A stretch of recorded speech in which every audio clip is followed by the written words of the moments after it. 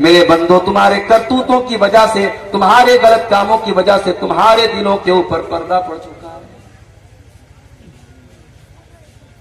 आप तो खुशनसीब हैं। शायद आपको अंदाजा ना हो, जब आप ये कहते ना कि हम अहले हदीस हैं,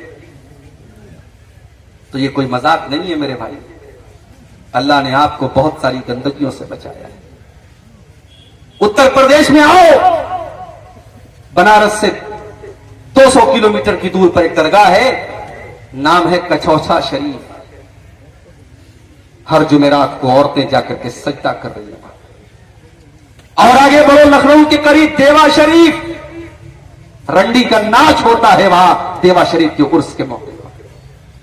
और आगे बढ़ो, दिल्ली में निजामुद्दीन की दरगाह, वहां पर लोग सजदे कर रहे हैं। और आगे बढ़ो, राजस्थान में अजमेर है,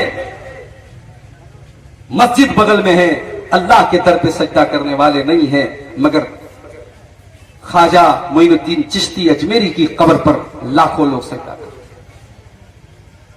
आज का मुसलमान शिर्क कर रहा है।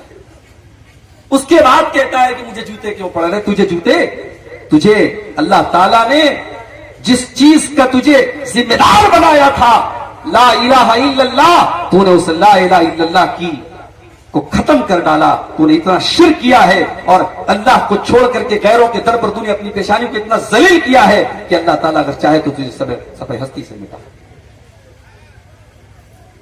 कल रात में मेरा प्रोग्राम था यूपी के अंदर, लखनऊ के करीब एक जगह रायबरेली।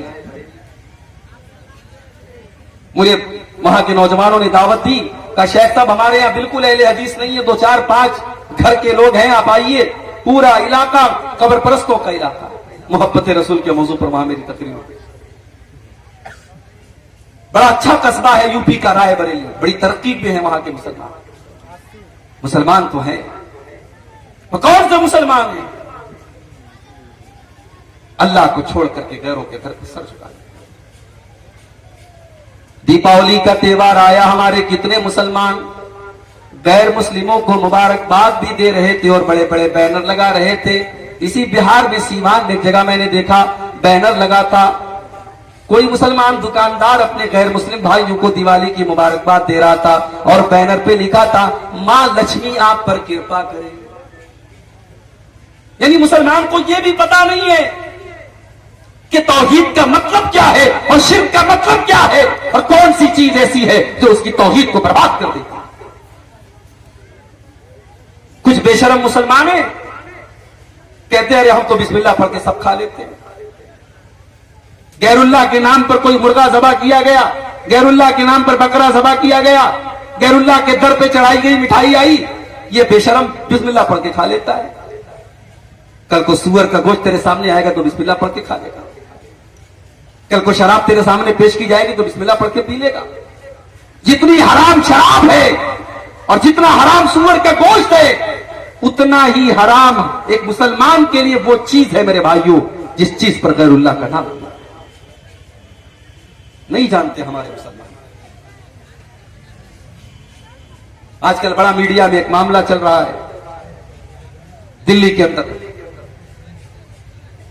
एक मुसलमान लड़के ने गैर मुस्लिम लड़की के साथ लिव इन रिलेशनशिप में रहते थे। अब यह भी चल रहा है समाज, शादी के बगैर लड़का लड़की रह रहे, समाज को कोई एतराज नहीं है, समाज उसको बर्दाश्त कर रहा है। ये नया भारत है, ये आधुनिक भारत है, ये मॉडर्न भारत है। मेरा इस्लाम तो ये कहता है तुम निकाह कर रहे हो, तुम शादी कर रहे हो। मौलवी साहब भी आ गए, उन्होंने निकाह भी पढ़ा दिया, लेकिन आपका मकसद घर बसाना नहीं है, आपका मकसद सिर्फ अपनी शहवत को पूरी करना है। तो कुरान कहता है कि ऐसा निकाह करना जायज नहीं है। मुहसिनीना गैरा मुसाफिरीना, निकाह का मकसद घर बसाना है, परिवार बसाना है, सिर्फ अपनी शहवत को और अपनी सेक्सुअल डिजायर को पूरा करना नहीं है। भाई इंसान और जानवर में कुछ तो फर्क होना चाहिए। यानी इस्लाम इस बात की भी इजाजत नहीं देता कि आप निकाह करें इस मकसद के तहत कि हम सिर्फ अपनी ख्वाहिश पूरी करें। नहीं, आपको घर बसाना है, आपको बीवी का हक अदा करना है। वो इस्लाम जो निकाह के मामले में इतनी पाबंदी लगाता है, क्या वो इस्लाम इस बात की इजाजत दे देगा कि लड़का लड़की बगैर शादी के लिव इन रिलेशनशिप में रहे? खुली हुई ज़िनाकारी है। और आफ्ताब नाम का वो लड़का श्रद्धा नाम की एक लड़की के साथ रहता था। सवाल यह नहीं है कि श्रद्धा के घर वालों को इतराज था कि नहीं था, सवाल यह है कि आफ्ताब के घर वालों को इतराज क्यों नहीं था। समाज की ये दोगली तस्वीर भी हमें खत्म करनी पड़ेगी। हमने लड़कियों पर पाबंदियां लगाई, लड़कों के लिए सब माफ है। स्टेज से तकरीरें होती हैं, लड़कियां मेकअप न करें, लड़कियां खुशबू न लगाएं, लड़कियां नकाब में रहें, लड़कियां पर्दे में रहें, और लड़का रात रात भर घर से गायब रहे, उसके ऊपर कोई कानून नहीं है। इस्लाम के अंदर कोई वन वे ट्रैफिक नहीं है मेरे। अगर इस्लाम एक लड़की को यह हुक्म देता है, एक औरत को हुक्म देता है कि वो पर्दे में रहे, वो बेहयाई न करे, वो ज़िनाकारी का कोई काम न करे, तो इस्लाम एक मर्द को भी हुक्म देता है कि वो अपनी निगाहों को नीचे रखे, वो ज़िना के करीब न जाए। वला तक़रबुज़्ज़िना इन्नहु कान फ़ाहिशतन व साअ सबीला। ऐ मुसलमानों, तुम ज़िना के करीब भी न जाना, वो बड़ा ही बुरा रास्ता है, बड़ा ही बुरा काम है। और जानते हो, मैं अभी कटिहार से आपके गांव में आ रहा था, रास्ते में कहीं ब्रिज बन रहा था, ब्रिज के ऊपर रास्ता अभी बना नहीं है, तो ब्रिज के शुरुआत में सरकार ने, गवर्नमेंट ने एक बड़ा सा बोर्ड लगा दिया, जिस पर क्रॉस का निशान बना दिया कि ये रास्ता जाने का नहीं, इस पर मत जाना।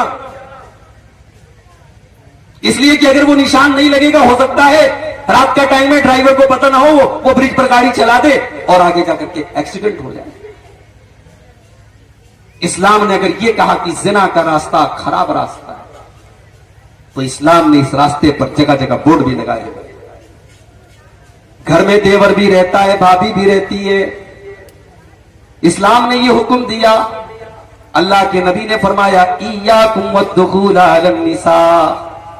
जो औरतें तुम्हारे लिए गैर महरम है, जो तुम्हारी मां नहीं है, जो तुम्हारी बहन नहीं है, जो तुम्हारी बेटी नहीं है, जो तुम्हारी बहू नहीं है, उन औरतों के पास तुम न जाया करो, उनके पास तुम तन्हाई में न जाया करो, उनके साथ तुम अकेले में न रहा करो।